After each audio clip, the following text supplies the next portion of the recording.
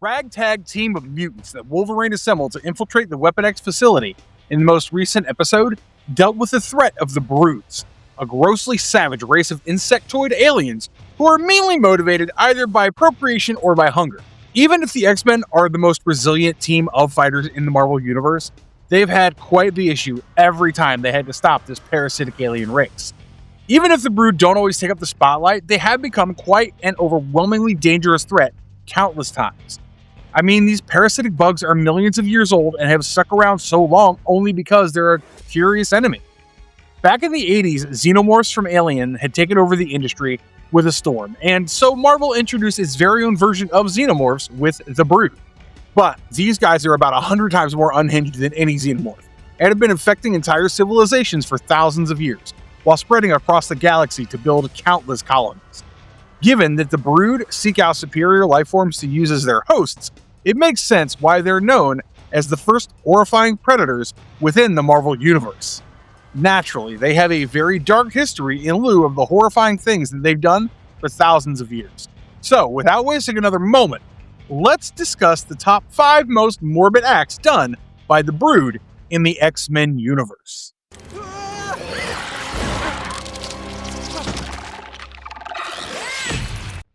The Brood have a very dark origin.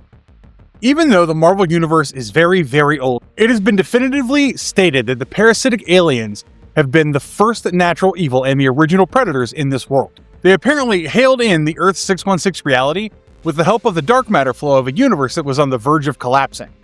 While some had been left behind and were trapped in the place that existed in between the universes, the Brood that came to Earth invaded it with the hope of satiating their never-ending hunger.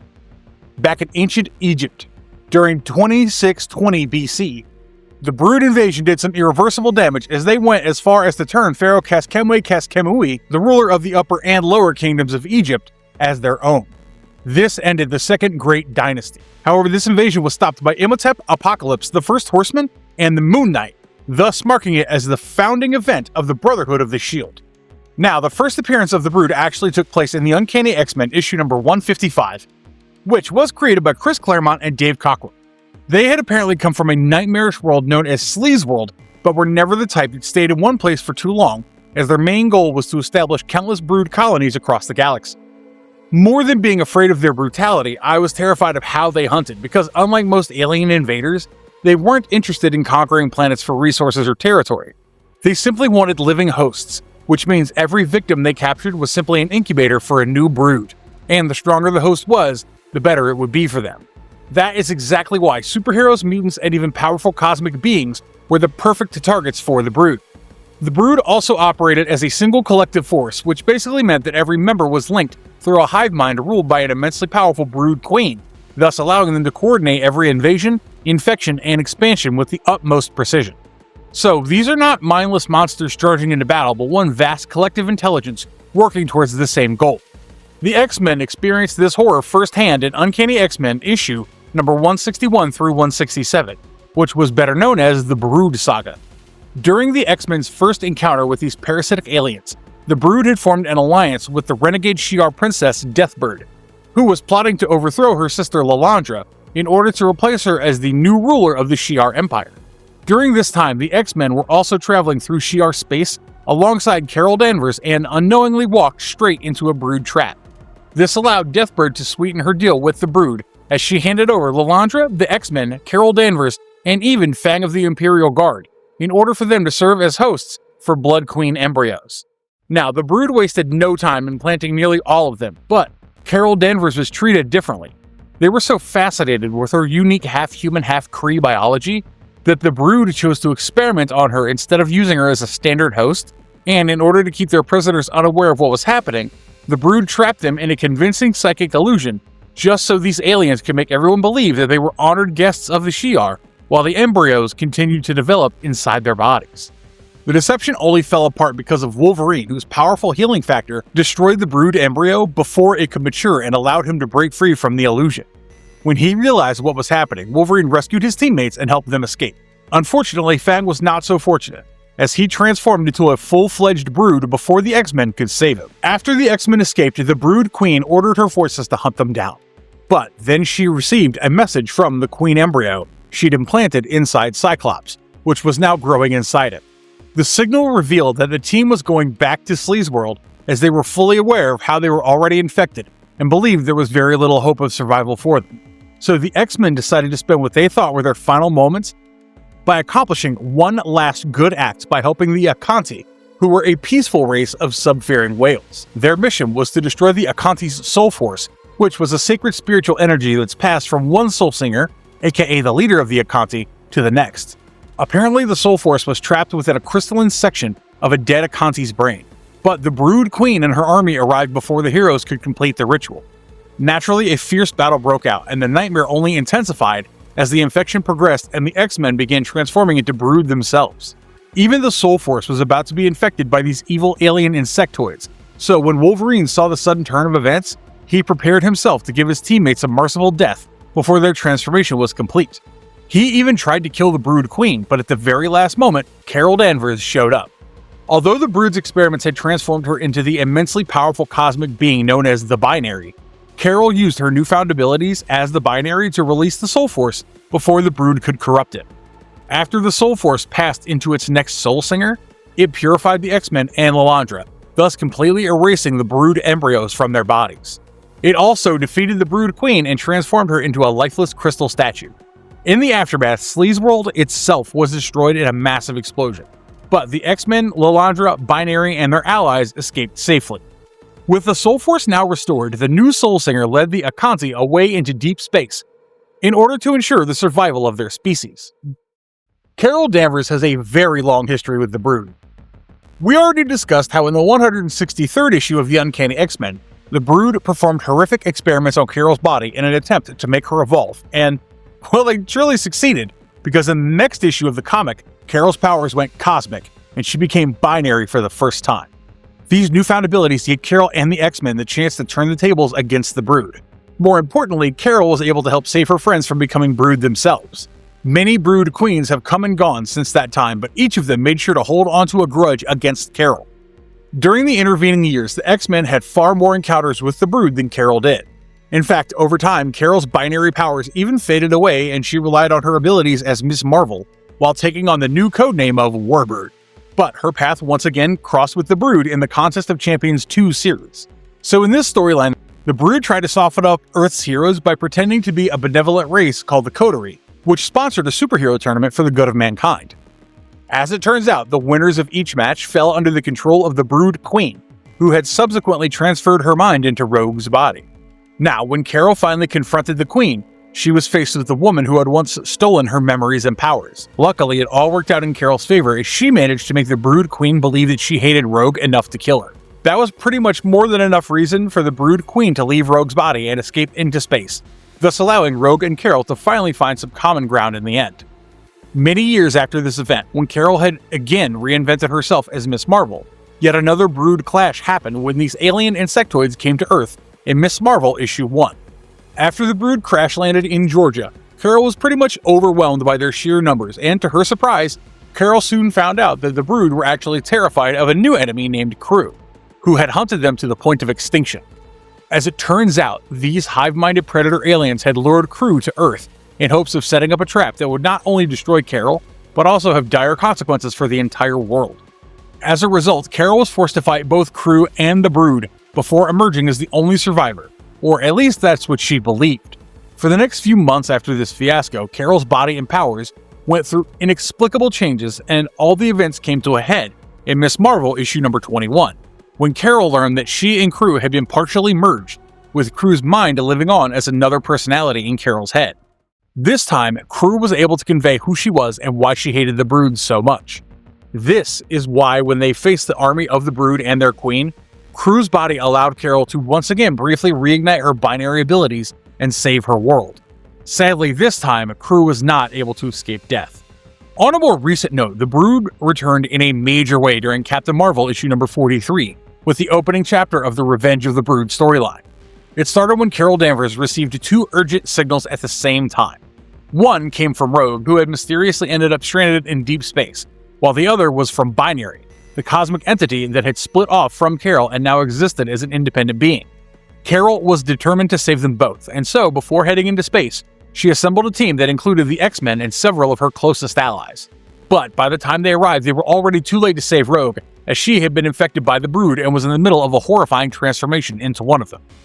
Things only got worse from there because during their attempt to rescue Binary, Carol and her teammates were overwhelmed by the Brood after being captured and trapped inside a powerful psychic illusion.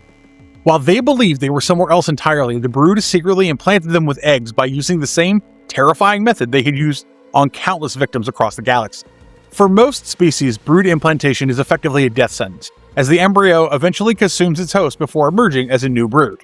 Although some mutants could theoretically be resurrected through Krakoa's resurrection protocols, many of Carol's non-mutant allies had no such safety net, thus making the situation even more desperate. The Brood transformed Charles Xavier into a Brood Queen. So the Brood secretly implanted Charles Xavier while he was involved in the Shi'ar conflict, and the embryo influenced him subconsciously, even pushing him towards assembling the New Mutants while the transformation progressed.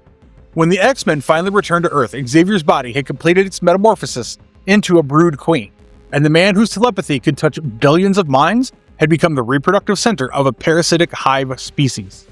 Xavier's consciousness was saved only when Shi'ar technology transferred his mind into a cloned body. The procedure also restored his ability to walk, but his original body had been irreversibly consumed.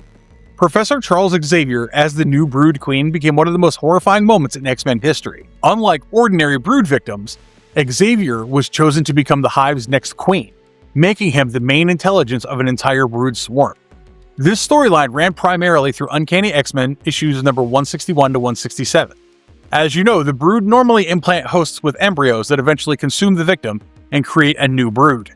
But given Xavier was one of the most powerful telepaths on Earth, the Brood Queen recognized that his psychic abilities would make him the perfect successor. Instead of producing a standard drone, she implanted him with a queen embryo. If it matured successfully, the new queen would inherit Xavier's immense psionic power, giving the Brood an almost unstoppable hive leader. Even before Xavier fully transformed, the queen's embryo was already influencing him. Though he still believed he was acting on his own free will, subconscious commands from the embryo pushed him to establish a new generation of mutant students known as the New Mutants. Xavier thought he was preparing for the loss of the X-Men, who he believed were dead in space. But, in reality, the queen embryo was manipulating his decisions while quietly preparing for its emergence. Eventually, when the queen embryo hatched, unlike ordinary Brood transformations, Xavier's body became the body of the Brood Queen. His human features apparently disappeared beneath a massive insectoid body with a towering queen-sized frame, chitinous armor, claws and talons, a long segmented tail, and of course, the biological ability to command the Brood hive. As it turns out, physically Charles Xavier had effectively died and the Brood Queen had taken over his body. The transformation affected Xavier on several levels, as he became their psychic command center after his already extraordinary telepathy was merged with the Brood hive mind, thus making the Queen far more dangerous than previous rulers. The Queen even tried to erase Charles' personality and replace it with Brood instincts. Every moment became a psychic struggle between Xavier's compassion and the Brood's overwhelming hunger to reproduce and conquer. Things were so dire that if the Brood had fully assimilated Xavier's mind, they would have gained access to one of Marvel's greatest telepaths, allowing them to coordinate their hive across unimaginable distances and potentially dominate countless civilizations. Fragments of his original personality continued fighting inside the Queen's mind. He even briefly regained enough control to communicate with the X-Men, begging them to kill him before the Brood fully consumed his identity. That moment showed us just how powerful Xavier's will truly was, because even as a Brood Queen, he refused to surrender completely. However, he couldn't reverse the mutation through willpower alone. Instead, the X-Men defeated the Brood Queen while Xavier continued resisting from within. Because his consciousness remained intact, the Starjammer's physician Sikorsky used advanced Shi'ar cloning technology to grow an entirely new human body. Xavier's mind was then transferred from the dying Brood Queen into the clone before the Queen's body perished. And because the cloned body had never suffered the spinal injury that originally left Xavier paralyzed, for the first time in years, Charles had fully functional legs. However, his mind had spent so long believing he was disabled that he initially struggled to walk. The limitation had become partly psychosomatic, and it took time for him to accept that his new body was physically capable, so eventually he did regain the ability to walk normal. Kitty Pryde's horrific impregnation arc by the Brood. So Kitty Pryde has technically been impregnated by the Brood before, but not in the way most people would expect. Instead of having a brood embryo implanted inside her, she accidentally inhaled microscopic brood organisms, and once they were inside her body, they began rapidly multiplying and causing her abdomen to swell until she appeared to be pregnant. If Beast hadn't figured out what was happening and stopped the infection, the tiny brood would have continued reproducing until Kitty literally burst like an overinflated balloon. As disturbing as it was, the attack was not random but orchestrated by a brood known as Professor Starblood, who was hunting one of Wolverine's students, Brood. Unlike every other member of his species, Brood is actually a mutant brood, and his mutation is not super strength or a new power, it's compassion. Brood was born disconnected from the brood hive mind, which meant he never inherited the species' instinctive drive to infect, conquer, and kill. Instead, he developed free will and the ability to choose his own path. According to Deathlock, Brood's unique biology could one day lead to a cure for cancer, making him one of the most important mutants of the future, even if his early life wasn't exactly innocent, as he admitted to eating 4 of his classmates while growing up. Ironically, that same compassion is exactly why Professor Starblood wanted him dead. In Starblood's eyes, a brood capable of empathy and independent thought was not a miracle, but a threat to the entire species. If Brood's mutation ever spread, it could fundamentally change what it meant to be Brood, replacing their hive-minded brutality with free will and compassion. The Brood turned Earth into a mutant breeding ground. So when the Brood invaded Earth in Uncanny X-Men issue number 232, they were not trying to conquer the planet through open warfare, but rather trying to turn it into a massive breeding ground. Their invasion began after a Brood spacecraft crashed in New Mexico, where a paramedic named Harry Palmer unknowingly became infected with a Brood egg. Now, because of his job, Harry had constant access to injured, unconscious, and vulnerable people, thus allowing him to secretly implant victims across Denver without raising suspicion. More importantly, the Brood deliberately sought out mutants, knowing that Brood retained the powers of their hosts after transformation. By infecting mutants, they rapidly built an army of superpowered Brood with abilities such as super strength, telepathy, energy projection, and other mutant gifts, making the infestation exponentially a more dangerous one. After realizing that every minute allowed the hive to grow stronger, the X-Men abandoned their usual reluctance to kill and launched an all-out assault on the infected Brood mutants. This battle culminated at Red Rock's amphitheater, where Wolverine's healing factor enabled him to resist his own infection long enough to eliminate Harry Palmer, who was the prime carrier responsible for creating the Earth-based colony. With Palmer dead, the remaining Brood mutants were also destroyed, and the chain of infection was finally broken before it could spread across the planet, thus preventing Earth from becoming a permanent incubator for a new generation of superpowered Brood. The Brood launched an armada at Krakoa for the King Egg. As you know, the Brood operate under a threatening hive mind mentality that allows them to work as an efficient unit, but they're also able to infect and turn others into their unwitting slaves. The Empress Brood is the species that is ultimately in charge and calls the shots within the Brood, but the antithesis of her is the King Egg, which is a very powerful item, and whoever swallows it becomes able to control the Brood. As a result, protecting and securing the King Egg is their main goal, because if it falls into the wrong hands, they're finished. Now, during the Krakoan era, the Brood became one of the greatest threats to the mutant nation had ever faced. In the King Egg storyline that began in X-Men 2021, issue number 8, the whole crisis started with Rain Sinclair, aka Wolfsbane, when he unknowingly returned to Earth carrying an extraordinarily rare Brood King Egg after a mission in space. Unlike ordinary Brood eggs, a King Egg is the source of the species' highest authority, and its mere presence acted like a biological beacon that attracted enormous Brood fleets from across the galaxy toward Krakoa.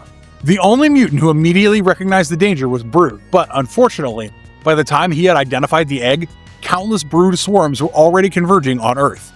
Realizing that Krakoa would become the center of a catastrophic invasion, Cyclops, Jean Grey, Havoc, Vulcan, and Brew then carried the King Egg into deep space, while deliberately drawing the pursuing Brood armadas away from the mutant homeland. This conflict revealed that not every Brood accepted Brew's compassionate ideals. In fact, many factions had broken away from his influence and resumed their ancient practice of infecting sentient beings, thus tying directly into the simultaneous Revenge of the Brood storyline in Captain Marvel. As the battle escalated into one of the largest Brood invasions Marvel had depicted, Brood made an extraordinary decision, and rather than allowing another tyrannical monarch to hatch, he consumed the egg himself, thus permanently absorbing its unique biological and psychic properties. By doing so, Brew had become the undisputed king of the Brood and gained command over the hive through the species a pheromonal telepathic hierarchy. Unlike previous rulers, who drove the brood to endlessly reproduce through conquest and parasitism, Brood used his new authority to restrain the species, ordering them to abandon indiscriminate slaughter and seek out more sustainable ways to survive. His ascension finally represented an unprecedented shift in Brood history, and for the first time, the galaxy's most feared parasitic race was led not by a creature driven by instinct and domination, but by a mutant whose defining trait was compassion. Although rogue Brood factions continued to resist his rule, Brood's transformation fundamentally altered the balance of power, thus proving that the Brood's violent nature was not entirely immutable, and that their future could be guided by empathy instead of endless predation. And that brings us to the very end of this video. Do you think we'll see the Brood making a comeback again in X-Men 97? Let us know your thoughts and theories in the comments below. If you liked the video, be sure to like, subscribe to our channel, and ring that notification bell so you don't miss any more upcoming videos from us. Be safe, have a great day, and as always, stay marvelous.